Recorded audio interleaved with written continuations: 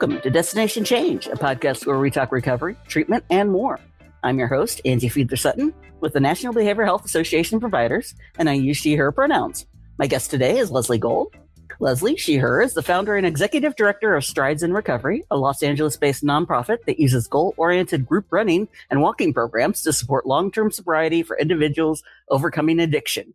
Since launching the organization in 2018, Leslie has built collaborative partnerships with addiction treatment providers, recovery communities, race directors, local businesses, shoot owners, and financial supporters across Los Angeles County to provide evidence-based programs that strengthen participants physically, mentally, and emotionally.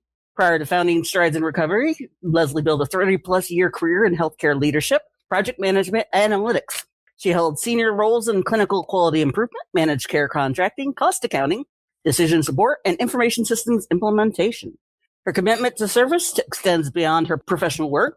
She has volunteered with a wide range of community organizations for her entire life, focusing on causes that strengthen individuals and families. Welcome to Destination Change, Leslie. Oh, thank you. I'm happy to be here. Now, for regular listeners, they all know my first question is always the same for everybody. I like to hear what I call origin stories. Basically, what got, there are billions of jobs out there, different types of things you can do. What got you into this field and why? Well, if you had told me 15 years ago that one day I would quit a perfectly good, well-paying job to start a nonprofit and then happily work even more hours for no pay, and that the nonprofit was going to be focused on leading running groups for clients in addiction treatment programs, and that somehow in the process I would become a distance runner myself, I never would have believed that. I'm not in recovery myself. Addiction was not something even on my radar screen. I'm fortunate that it was not in my family or my circle of friends. I don't have clinical training. Back then I was a casual runner, and the idea of starting a nonprofit had never even crossed my mind at that point. But I had been a runner ever since I was in high school for a number of different reasons that changed throughout my life.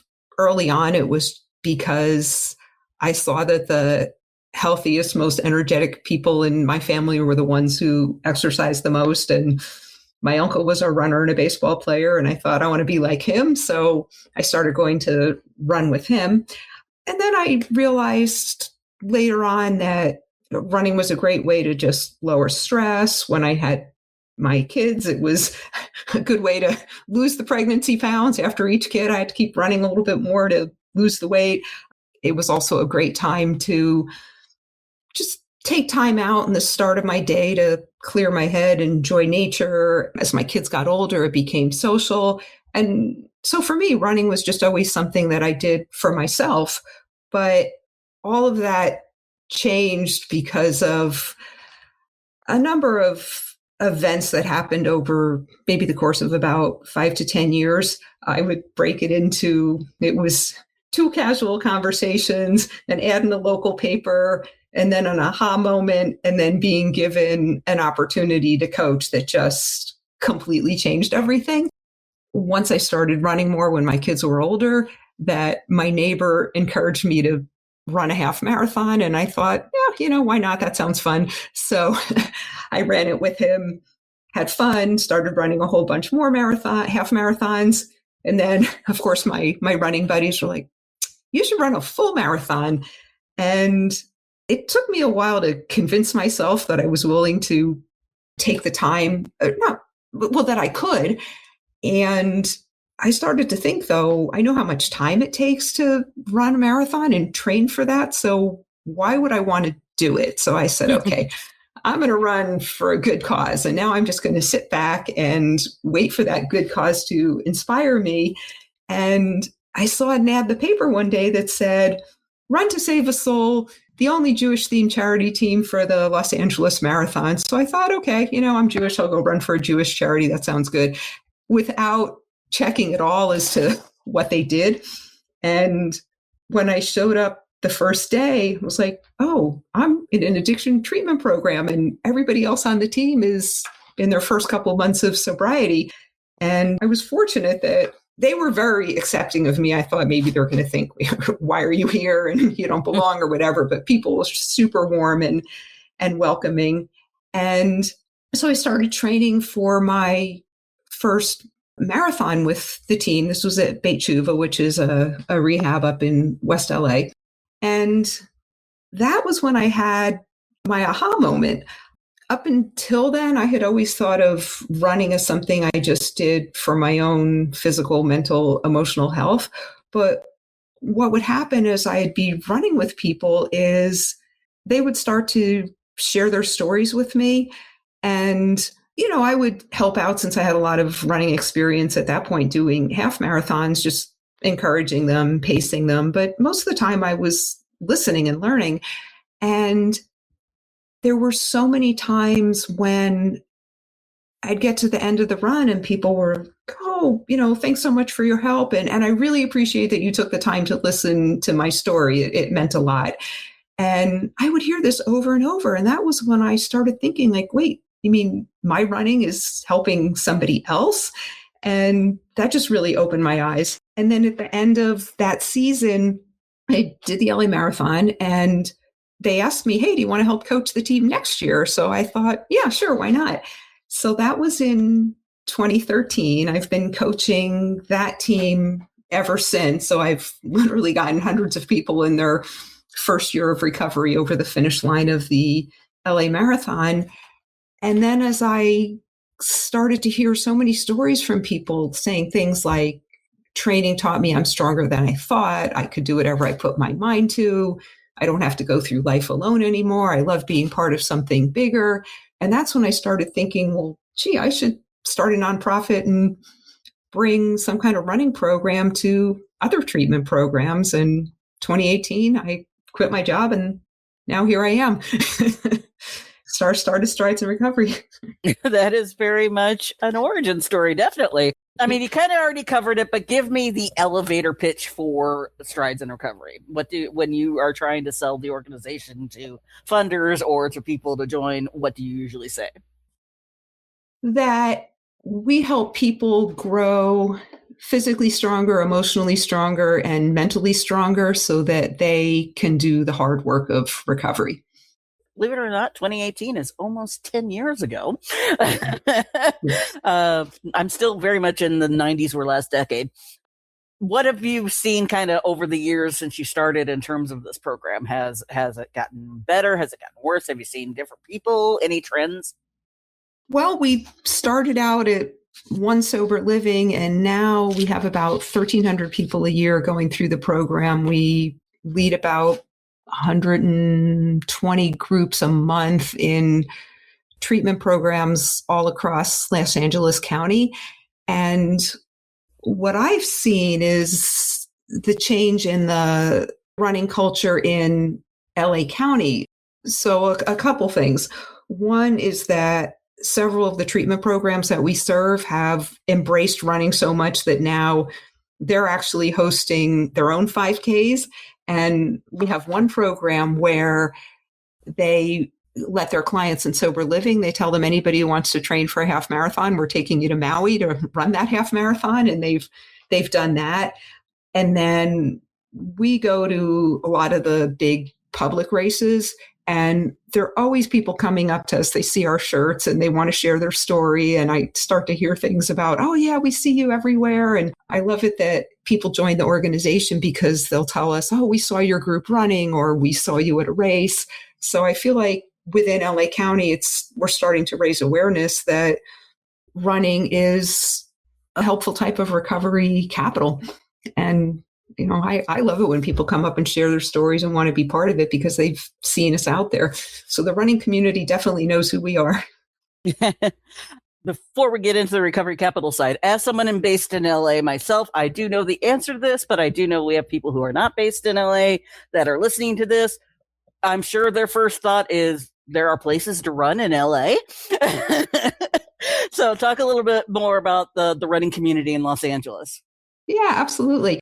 So there's lots of parks. I mean, well, when we go to the treatment programs, we go right to their door if that's what they want and start the run from there. We have a couple groups in Pasadena where they meet us at the Rose Bowl, and one lap around the Rose Bowl is actually a perfect 5K. We do some community runs that bring all of our teams together a couple times a year, where we start at a park in Hermosa Beach and run down to the bike path along the beach, which is actually 22 miles long. We don't do all 22 of it, but we run 4 miles to an AA meeting that takes place on the sand in Redondo Beach. So yeah, there are plenty of places to run, a lot of parks, and just running through the neighborhoods. We have groups that run up and down Rodeo Drive. So it's some nice sightseeing, especially for people who are not from LA. So yep, LA's got plenty of places to run. And this is just out of curiosity because I get their emails. Are you aware of the AADAP marathon team? No, actually not. What? It's Asian American. I don't know what the D part. Oh, ADAP. Yeah. I thought you said okay. V. Yes, ADAP. Actually, we coach them. So we met them at the LA Marathon, I don't know, a number of years ago, and it was only their staff running the marathon at the time. And the person who was the CEO at the time happened to be there. And I said, hey, have you ever thought about having your clients train? And that's how we got started. So yes, we've been working with them for a number of years. One of our coaches actually came out of that program. He started with us just walking. He weighed 300 pounds.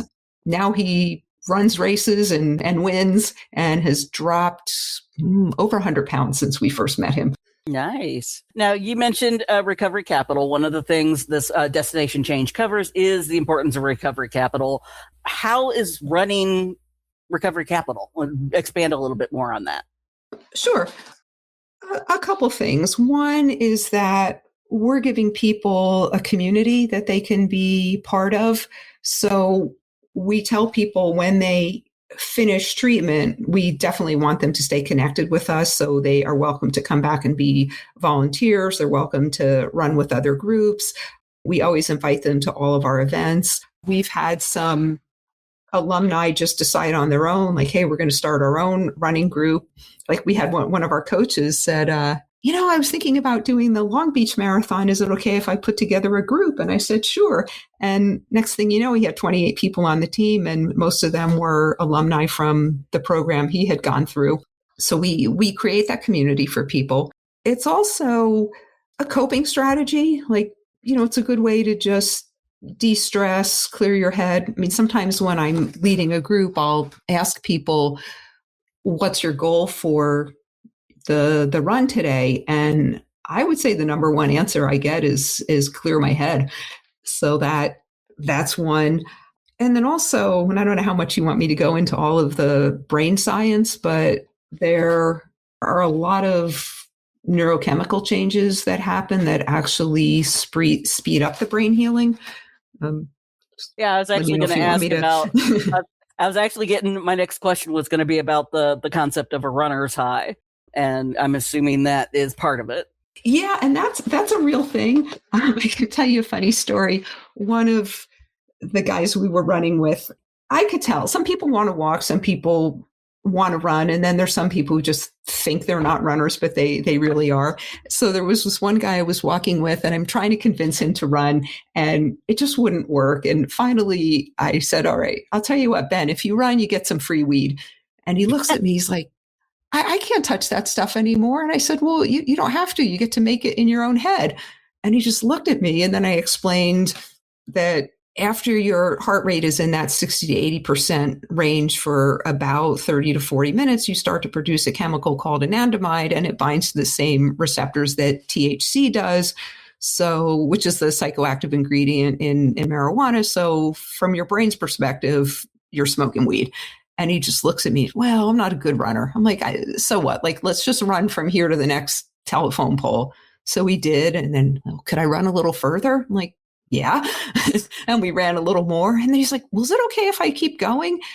Sure. And we get about 3 miles into it. And he stopped and he said, this is amazing. You were right. I can't believe it. And then when we got back the next week, he was the one telling everybody, you got to get out and run. It's like being half loaded. I love it. Now I understand why everyone does this.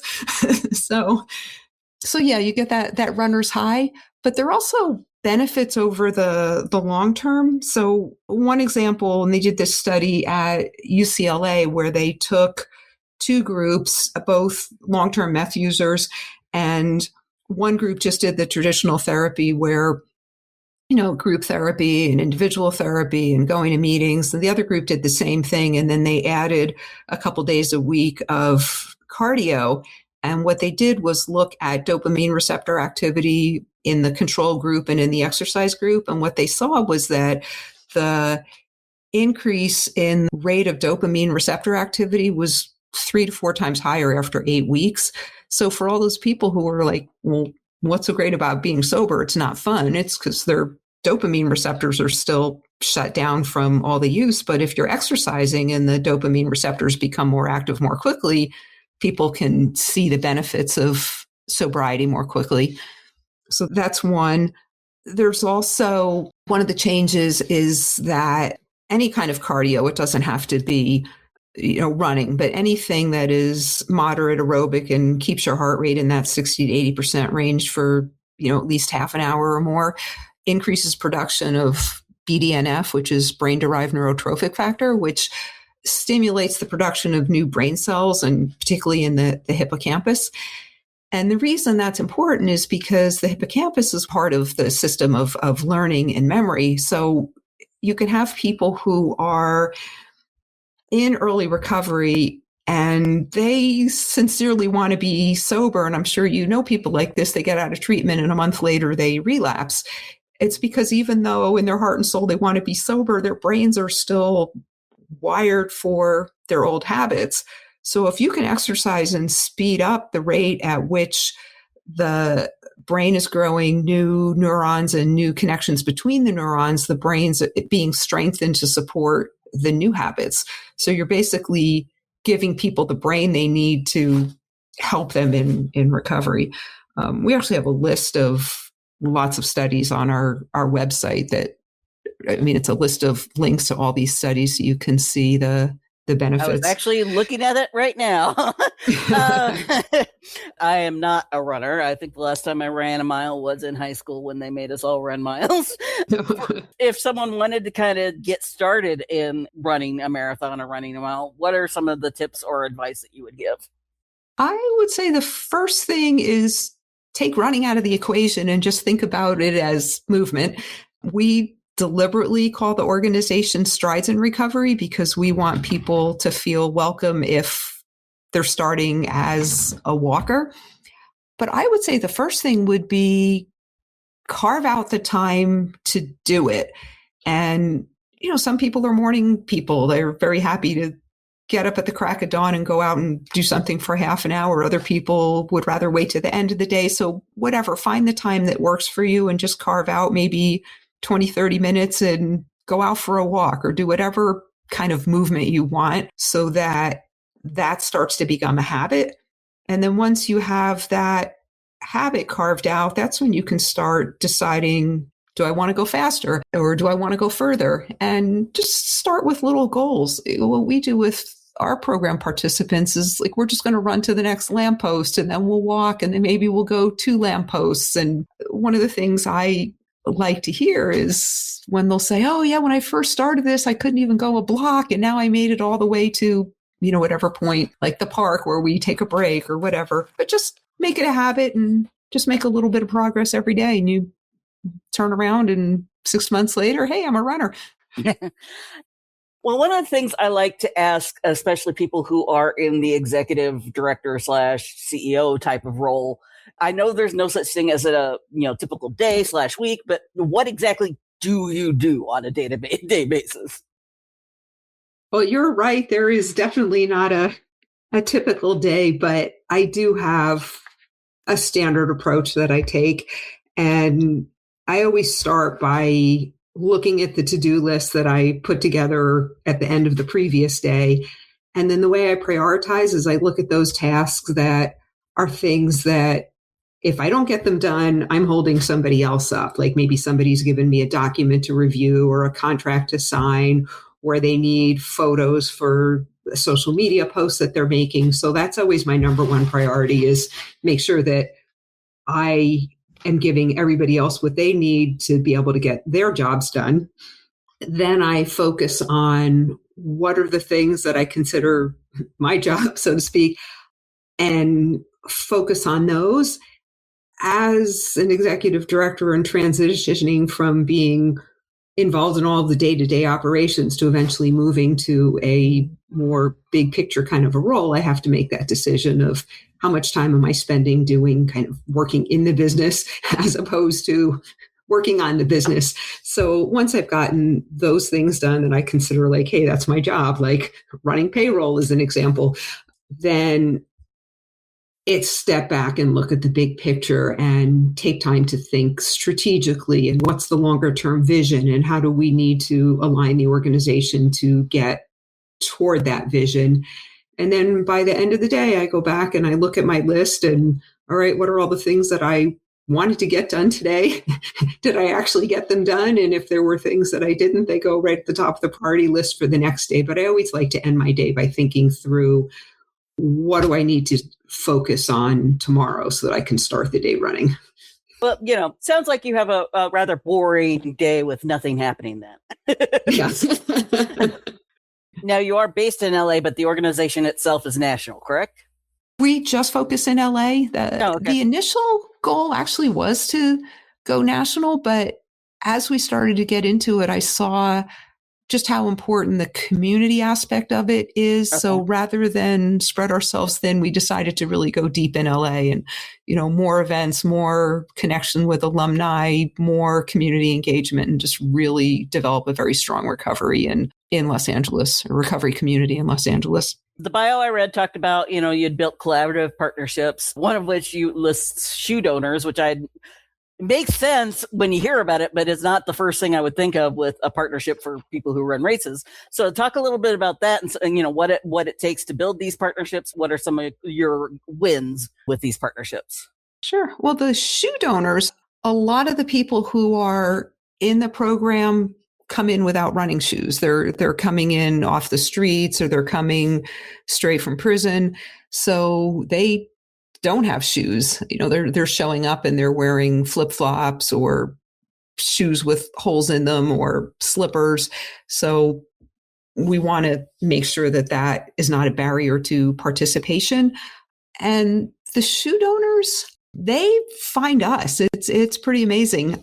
We have one person he's been sober for probably 40, 45 years.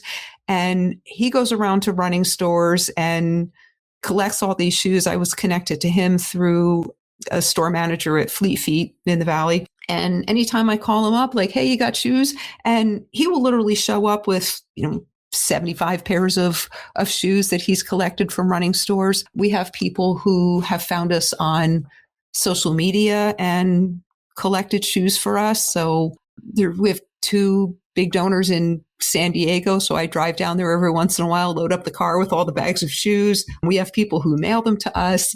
We host our own race once a year and have a big shoe donation box there. So, we easily go through, 700 or 800 pairs of shoes a year. So we'll keep them coming.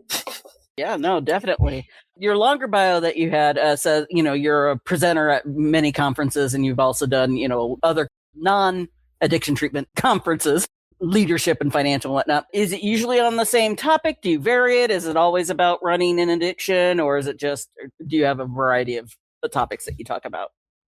This was all back in my prior career. I was working in healthcare, so I was speaking a lot of hospital financial management types of conferences. And then I've spoken at the Katie conference. I've spoken at CCAP a couple times. And that is definitely one of the things I want to do more of. But for now, I'm focusing on organizational sustainability, and then we'll do some more outreach too. Oh, no, definitely. What would you say is your least favorite or / hardest part of what you do? That's a tough one. I think it might be giving myself a break and not working 60 hours a week at it. There's so much that, I think when you have a job, so to speak, working for a company, it's easier to say, well, okay, I've worked X number of hours. I contributed what I'm expected to do. I'm done. But, when it's yours, you're always looking around it. Well, I could do this. I could do that. Then we could do more of this and that. And so I think the hardest thing is probably taking a break. Well, and since it's a nonprofit too, that having worked in nonprofits myself, I know that is also part of that, not wanting to stop working because you're like, we got to get this taken care of. On the opposite side, what is the easiest / favorite part of what you do? I love the coaching part of it. And one of my favorite days actually is coming up in a few weeks is the LA Marathon, because like with this year's marathon, we're going to have the whole Bechuva team there. We've got about 45 people who are running as part of the Strides in Recovery nonprofit partner program. So they're fundraising for Strides in Recovery. We have clients from Beacon House who are running the full marathon. And I go out there and I run it with them. And then because I'm a coach, I get a special bib, which allows me to stay in the finish zone. So I get to the finish zone and I'm there for a couple hours. And I just love watching the looks on people's faces when they come across and put that medal on and are just like, I can't believe I did this. So many of them are first timers. And then we also have people who, like one of our coaches said, I'm going to do the LA Marathon every year that I'm sober. So every time he comes across, like this year, it's going to be LA Marathon number 8 for him. But yeah, just being in the finish zone and watching the looks on people's faces is amazing. And for all of the races we do that are shorter, most of the participants in our program, they're in a treatment program for maybe, 3 months. So they don't have time to train for a full marathon. So we have them going to 5Ks and 10Ks. And it's the same joy. You watch them, like, everyone's cheering them on. They get to the finish line, they get a medal, and they're just so happy. And I love seeing that.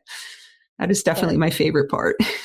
Great. Now, we already kind of talked about this, but I was hoping to get some more information. You talked about the evidence supporting the benefits of running and exercise and recovery, and your longer bio talks about how you've collaborated with researchers at various universities to try and get evidence that proves this. Talk a little bit more about that and your work with that. Sure. The researchers find us. I mean, I'll get emails typically from PhD students that, hey, I'm working on this project and can we interview your clients? Can they complete these surveys? And we connect them up so that they can have a population to work with. Because that's the problem that's hard for the researchers is they have the ideas, but they don't necessarily have the population to do the research with. So we make that connection happen. And we actually have one of our coaches who's a PhD student at UCLA, and her thesis is going to be all about running as an intervention. So she's been running with our clients for a couple years, interviewing all of them, and not all of them, but I mean all the ones that she runs with. And I'm really looking forward, since I know her and know these people who she's talking to, I look forward to when she writes it all up, which is going to start in another few weeks. So yeah, like anytime someone reaches out and says, can we help? Like, absolutely. We provide what they need. Now, since you are LA based, which apologies for getting that wrong, if somebody that was not in LA wanted to kind of start up something similar, what would be kind of your recommendations, your tips, that kind of stuff? Yeah, that happens. I get calls, fairly often, like, hey, how can we do something like this in our community? And I usually start to talk to them to understand what their vision is and what the recovery community looks like where they live, because it really varies from location to location. And then also just understand what kind of time they have available to put something like this together. So I don't think there's a one size fits all solution. Some people want to start a run club that is focused on people who are out in the community and are sober. So they might start by reaching out, let's say, to the Alano clubs in their area. Other people want to do this as part of a treatment program. Like they want to come into the treatment program, which is how we got our start. Some people want to just run races and fundraise for us and not actually start their own program. So I talk to them and figure out what's going to be the best fit given their community and their availability. I am very much a sci-fi fantasy geek. So one of the things I like asking is if you could travel back in time to when you were first starting out, what would you tell yourself? What kind of the lessons learned since you started? My biggest one was if there are areas that you know are not your strength, so just go in with, oh, well, we'll just hire somebody to do that. That was a mistake that I made early on, because I know that my strengths are in the finance and operations side and in the coaching side. And I had very little experience with fundraising or grant writing, and thought, oh, hey, no problem. Fundraising, we'll just hire a grant writer.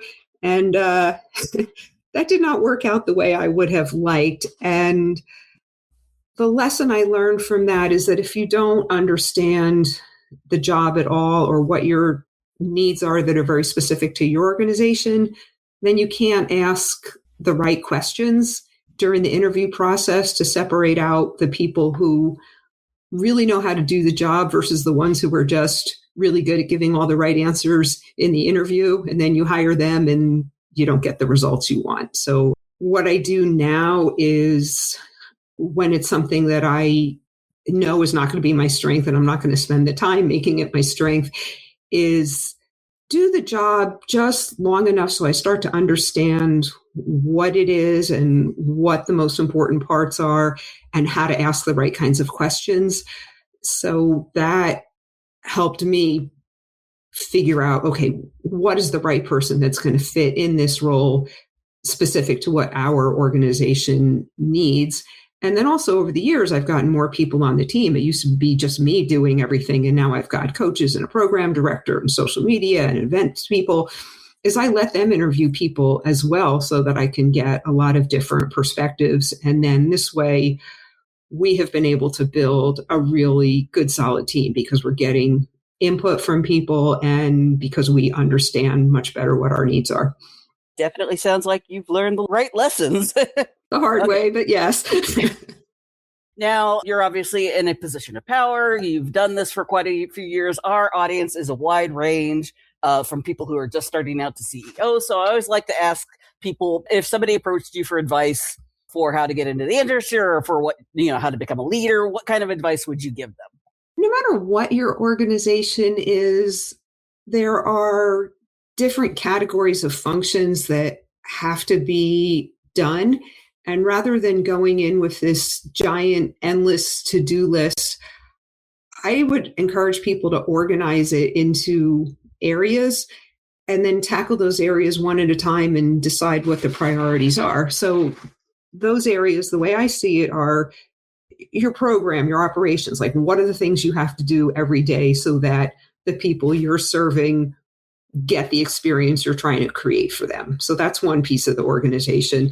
The second piece is kind of the marketing, PR, how does the community know about what you do? Because you probably need volunteers and donors and other types of community supporters. So how do you get the word out? So think about your marketing. And then there's all of that kind of background stuff that has to happen. People have to get paid. You've got to balance the books. There are tax returns that have to be filed. There are human resources laws you've got to be on top of. So think about how you want to have smooth processes that keep the organization running well. And then the last area is the fundraising part of it. And, it's not like you can do every single one of those 4 areas every day, but I would say try to at least do something in each of those 4 areas, like the programming, the marketing, the admin, and the fundraising every week. And then also try to find that right balance between doing the work versus overseeing the work. And when you're a growing organization, you do spend a lot of time doing the work, but slowly you have to step back and take on more of a leadership role. And to me, that means thinking about what kind of culture you want to create, making sure everybody understands what the vision is, how you prioritize things, and make sure that gets communicated out so you do have an organization that's growing according to your vision and everybody is rowing together in the same direction. And then finally, something that's important to me is ensuring the long-term sustainability of the organization. So right now, if I were to step away, things would fall apart, but I want to get it to the point where the organization was going to run perfectly well without me. And there are parts right now of Strides in Recovery that do run perfectly well without me. And I'm very proud of how well my team just owns it and runs with it. but there are other areas where I have to focus and need work. So I would tell people, like, think about the long-term plan, your succession planning. Like, are all your processes documented so well that somebody else could step in? Do you have a roadmap out there? Do you have tools to reinforce the type of culture that you want? And think about that early on. And as you spend less time doing the day-to-day work, you can think more about what your succession plan is and how it's going to be successful. That is a great way to segue into recommending some of our own stuff.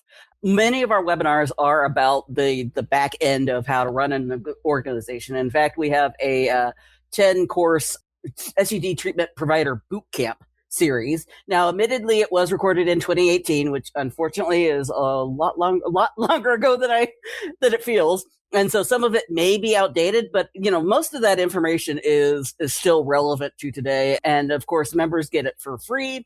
The first one, 10 things you need to know to succeed in behavioral health, is free regardless of whether you're a member. And of course, all the webinars are free if you are a member.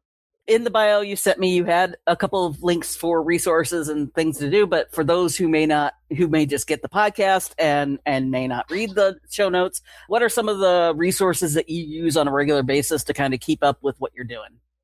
There's a book by Dr. John Ratey, who is at Harvard, all about the brain science and the changes that exercise induces. And I use that as a reference quite a lot because there's so much in there and so many examples. And I like to be able to have all those examples in my head as I'm talking to people. So I go back to that quite a bit. From the perspective of how to actually build a nonprofit, I have two different resources that I go to. One is the How I Built This podcast that's on NPR by Guy Raz, and he's interviewing all these different entrepreneurs. And one of the things that I learned was no matter how different these different entrepreneurs from each other, some did it as partners, some did it as individuals, some had a lot of expertise in the area, some didn't. The one thing they all had in common was that no matter how many times they hit a roadblock, they didn't quit. They just kept on reinventing themselves, trying new things. They see failure as, okay, we learned what didn't work, so keep going. So it was just keep going. And I learned from that. And then to be more specific about a nonprofit, there's a podcast I like to listen to that by Joan Gary that's called Nonprofits Are Messy. And she'll talk about things, oh yeah, that happened to me too. Oh, good. Wonder how they're solving that problem. So that's also helpful. And then in terms of other resources, I would love to see more people who are looking for an active, sober community come join us. We have all kinds of resources on our website. There are links to all of our social media. So we are on Facebook, Instagram, LinkedIn, YouTube, and TikTok. So people can join with whatever platform they want. We have our monthly events on our calendar, and people are welcome to join us there. We have ways to come out and get involved and run with us on a regular basis. So that's the best resource that we can offer. Come join our community. Well, and you mentioned that your hardest part was marketing. I'm going to promote a resource I use on a regular basis for my marketing. Are you familiar with the Goodman Center and Andy Goodman? No, actually, I'm not. He basically is all about the power of storytelling and marketing. And he has this great book that you can download for free, When Bad Ads Happen to Good Causes, all about how not to do your visual ads. He also has When Bad Presentations Happen to Good Causes. So if you're looking for suggestions on how to do a good PowerPoint, that's also that. They have a monthly newsletter where they send out kind of the latest things they've learned or new tips and tricks. And yeah, I first encountered him back in the late 90s. And the fact that I'm still promoting him should tell you how much of an influence he had on me. So, well, thank you. Yeah, I'll check that out. Yeah, and I'll make sure all of these resources and are linked in the show notes for those of you who are interested. Now, you did already mention your social media, but just in case, if people want to get a hold of you, where can they go? There's a contact us link on the Strides in Recovery website, and then they can also message us on Facebook or Instagram. So those are probably the three best ways. And it's stridesinrecovery.org, correct? That's correct. And then was there something that you wanted to talk about that you hadn't, or that you thought I was going to ask, but we didn't? I think I'd like to share some of the quotes from some of the participants in our program, that just so people can see how meaningful it is. I mean, and these are some quotes from some of our coaches, and a number of our coaches are sober themselves, and a number of them came through our program. So, one that I like, this is one of the people who was on that Long Beach marathon team. She wrote, "Strides never gave up on me. I ran my first half marathon, and now I feel like I can accomplish anything I put my mind to. Running keeps me mentally, physically, and emotionally strong. I went from running amok in the cold streets to running for my recovery." We have another one from one of our runners who said, "When I got clean, I needed something to replace the chaos, something healthy to pour my energy into. That's where running came in. Running reminds me that progress isn't about speed, it's about consistency, and it's become a spiritual practice for me. Every mile I run feels like I'm leaving the old version of myself behind." We have another one who said, "Once I started running, I weaned off my psych meds." And he said, "The main thing running has done for me lies in the moments when I'm alone on the road and my mind tells me that I can't run anymore. And any preconceived notions, any false narratives I've created for myself about myself are all shattered when my body does and can run more. I no longer hate myself and everything about me." Those are some great quotes. Great way to end it too, although I do always ask, this is kind of a rephrase of the initial question, but gut instinct, without thinking about it, why do you do what you do? Because it's incredibly rewarding, and I feel like I get to take things I'm good at and things that I care about and make a big difference. I love that I've created an organization where we've grown into a big community, and people literally tell me that I've changed their lives. That is. And what could be better than that? Brilliant reason, exactly. You've been listening to Destination Change. Our guest today was Leslie Gold. Thank you for being here. Our theme song is Sun Nation by Kitsa and used via a Creative Commons license by the Free Music Archive. Please consider rating and reviewing the podcast on Apple Podcasts so we get more listeners. In the meantime, you can always see more about the podcast, including show notes and where else to listen, on our website, www.nbhap.org. If you have any questions for the podcast, please email us at info@nbhap.org. Thanks for listening.